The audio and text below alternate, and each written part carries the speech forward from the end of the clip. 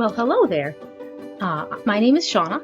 Those of you who don't know me, if you're new to this channel, everybody's new to this channel. This is my third video. But my name is Shauna, and this channel is talking about books. So today I am very, very excited to finally get to start talking about the Game of Thrones series. That's why I started. I labeled this video "Late to the Party." I'm finally reading Game of Thrones because it took forever, and everyone else has already read these, and it's been talked to death. But I'm finally getting in on it, so I'm gonna throw my 2 cents out there.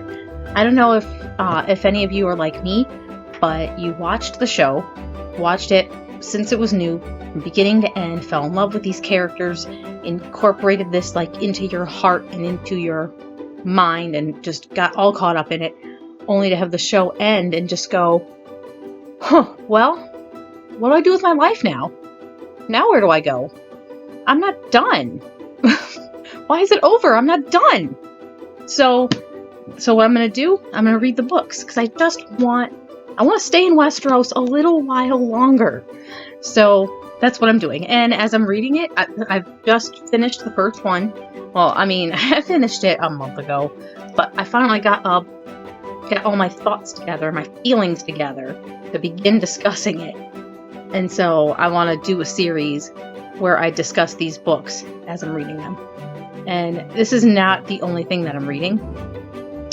I read a lot of stuff, so it might take a little while, but as I'm finishing these, I'll be making videos to discuss my thoughts in more depth. And I hope this might be a little boilerplate for any of you who have seen the show and or have read this, because this one holds very, very close. Like, the show keeps very close to this. So, I mean, spoilers for the show, for any part of the show, for any part of the series of books. Spoilers for all of it, because I'm assuming you've read this already. So let's dive into it. Okay, first of all, I read a lot of fantasy. Like, I've read all the Lord of the Ringses, stuff like that. And one thing that I have noticed is this book doesn't mess around. You get, like, George R. R. Martin just gets right into it. He, like a lot of books, you'll get how many pages is this? An almost 900-page book. And, like, the world building will be at least the first 100 pages. But he's just like, nope. Get in, jump in, get ready for the ride. Keep up. And you get the characters first and foremost. And you get the world building through them, which I really appreciate. It's really refreshing. I love it when books do that. I love character driven. So it starts out with that right away, and the setting is Westeros, which is more or less like it's an analog for Europe in the Middle Ages. It seems there's a lot of, like, it's not like a one-to-one, like a one-to-one correlation, but it's definitely like a lot of allusions to history. And it feels historical. You feel like this could have happened, and then the dragons come, and you're like, well, okay, oh wait, this didn't happen. I think I was watching a lecture or reading a history book or something, and then I was like, okay, but when did they kill Ned Stark, though? And I was like, well, crap, that's fictional, dummy. That didn't happen. So, so it's really like it just gets into your brain and makes you feel like you were there. Makes you feel like these things happened. So the place where, like, it really, the most of the narrative takes place in the first book over 3 centralized locations. You start out in Winterfell, and you meet the Stark family, and then it kind of radiates out from there. Then you're going to King's Landing, and you're going up north to the Wall, and then you're going over to where the Dothraki live, and then it kind of like spreads out. So we'll start with Winterfell. You meet the Starks, Ned and Catelyn and their children. They have 5 kids. And then, like, Robb is the oldest. and the daughters are Sansa and Arya, and then the boys are Bran and Rickon, and then the bastard is Jon Snow, and he's Ned's bastard. We'll come back to that, maybe, but there's a he's not really actually his sister's son. He's hiding him, but no one knows. He'll take that to his grave. So like I said, spoilers. But Catelyn does not know that, because she'd be a lot nicer to him if she knew that it was actually her nephew. But she's so mean to him. I'm just reading this and I'm just like, damn, lady, be cool. Oh, I mean, it's not his fault. He didn't ask to be born. But so what really kicks the plot off and gets everything going is the king comes up from King's Landing. Damn it. King's Landing up to Winterfell. And the king is an old warrior, and he's Ned's best friend. And he says, hey, with the hand of the king, just kick the bucket. I need you to come down and do his job. And Ned's like, thanks, you shouldn't have. So he's gonna have to go. He's noble and honorable, and he's gonna go do his duty and help the king. And so so this is the start of everything, like everyone flowing out from Winterfell out to other places. And Jon Snow, he can't stay there. His father's gonna be gone, and Catelyn's like, get out. I don't know you, I don't love you, get out. And he thinks the best thing for him is to go north of the wall, so he does. And that a whole other portion of the book takes place up there. So Jon's up at the wall. Ned takes the daughters with him, and these two girls could not be more different. Sansa is like, she's a princess, and she's betrothed to Joffrey, who is like, red flag, red flag, red flag. The kid is just, before you even learn anything about him, the kid's just being a little douchebag. Language, sorry. So it's like, and then Arya is just like, she's like 10 years old, and she didn't want any part of any of that girly stuff. Like, she wants to fight with a sword, and she wants to get dirty and fight with the boys, and and be rowdy, and she wants to, she wants to play. She wants to be active. She can't just sit there and do needlework and be a lady. So these two girls, they go with Dad. They go down to King's Landing, and they hate it there. Ned hates it there. The girls hate it there. Everyone's awful. It's court intrigue, backstabbing, and just lies and gossip. And the queen is awful, and her son is awful, and Robert is a bad king. He just sucks. He doesn't make any decisions.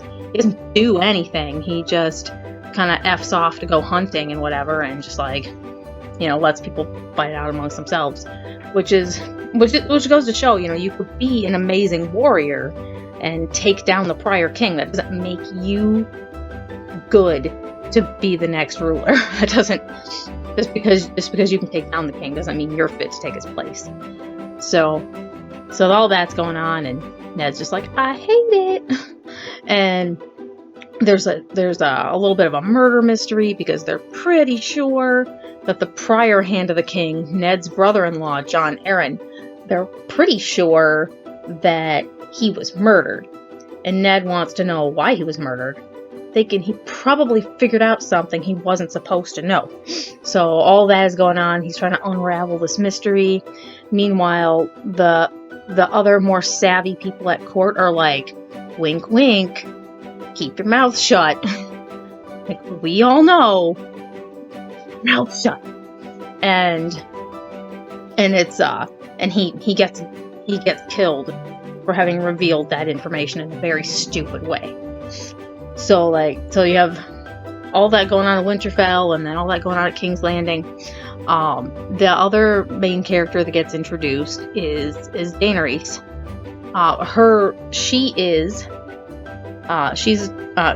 Daenerys and her brother are the Targaryens. I can't remember her brother's name. He doesn't matter. He's awful. But he basically sells her in marriage to the leader of the Dothraki in order to get an army so he can retake the throne after his father, the Mad King, was killed by Robert. He wants this throne back, the Iron Throne. Everyone fights over the whole entire series. The Iron Throne is kind of the, it's the MacGuffin. So, like, everyone wants it. So, what he didn't count on is Daenerys being a young girl. She was 11 or 12. But he didn't count on her being able to develop a relationship with her new husband, Khal Drogo. And they have a child together, and they build a very nice bond. And he basically, the brother gets killed in a very thank you kind of way, just being because he was being disrespectful to Dany, and Khal Drogo was like, I'm done with you, dude. I'm done with you. You won't shut up about a crown? Dumps molten gold on his head. Bye. Very satisfying. I watched it in the show. I knew it was coming, but still, like, on the page, was like, yes, get it, get him. Because he was just the worst. Just the worst. Anyone who would sell their little sister as essentially a sex slave, you deserve molten gold poured over your head. Mwah! Well done, Khal Drogo. But it's not meant to be for Khal and Dany. He eventually gets killed, and that's a long story. But he gets killed, gets brought back as a Khal zombie, and killed again. But that leaves Dany free to be her own person, and to do her little fire walk and get her dragon eggs. If all this sounds like nonsense to you, then just read it. It's fantastic. Just read it. Let's see, what else did I want to talk about? There's a lot of great stuff in there. Like I was a little harsh toward Catelyn earlier, but there's a lot of stuff about her that I love too. She, like what in Ned's absence, she kind of has to coach her son Robb to be the leader and to take over. And she really does that. Like, she coaches. She doesn't tell him what to do. It's gonna be his job. So she kind of just lets him do it. But she's a really good advisor. And, she'll ask leading questions about command decisions in a way to cause him to think. But ultimately, when he makes a decision, she respects it. And they had a moment where, he takes charge of an army and he's leading off into battle, and she's like, well, why didn't you put so-and-so in charge? He's a very experienced commander. And he just really hadn't thought of it. And Robb goes, are you going to send me home? Remember, he's 14 years old. And she's like, no, these men need to learn to respect you. And you will never live down if mommy sent you home because war is hard. So, I hate it, but you gotta be allowed to do it. And I really respect that. Like, she has, it's hard to let go, but she is letting him take his rightful place and be a man in this society where that means very specific things. And, she had just been at the place where her sister lives, Lysa Arryn, whose husband was the Hand of the King, who was just murdered. And she is just bat crap bonkers. Like, she's still breastfeeding her child who's like 8 years old. Like, ew.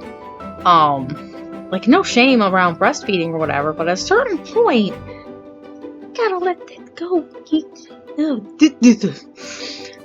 But like, and she said something about like, well, we can bring your son to Winterfell. He can get tutoring. He can, and she's like, my baby. Oh, how dare you? How dare you? My precious baby. My baby boy. No. And she was like, Catelyn's like, okay. Back away slowly.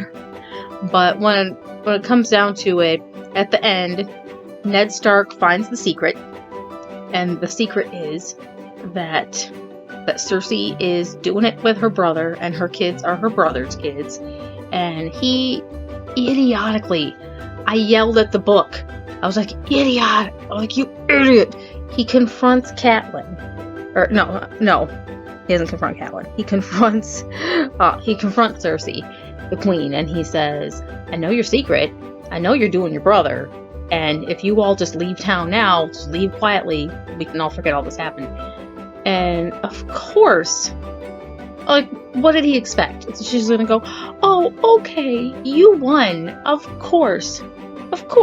Yeah, I'll just leave town. No, of course not. Of course not. While her husband's off hunting, she sets it up, gets him killed, so she can immediately install her son on the throne before anyone has ability to challenge it. So, boom, Robert dead. Boom, Joffrey king. Boom, Ned dead. And we're set up to start the next one. And it's just like, oh, it's pseudo historical, but it's like a soap opera, and it's just like, oh my gosh, what's gonna happen? And it's very like, it's so skilled in it's technically in the style of how it is written, and it's very the characters are very you love them or you hate them. There's not a single person on any of these pages that I am indifferent toward yet. I mean, we'll see.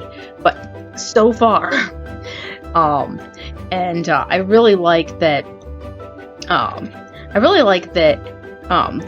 That it's not identical to the show.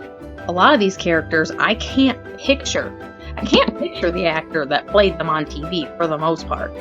And a lot of they get good enough descriptions and stuff that you can picture them. And they made different casting choices for the show than what's in the book. So it's definitely like the kids are all a lot younger, and the characters, a lot of the key characters look very different than how they looked in the show. And I really appreciate that. So it makes it a lot easier for it to be its own separate thing. I'm not just, picturing the show playing while I'm reading. I really appreciate that, because it's really hard, when you love the show so much, to not compare it to the book that you're reading later. But no, super, super well done. And 5 stars. Mwah! And that's all I have to say about it. I don't know how to end this video, so I'm just gonna say bye. See you next time.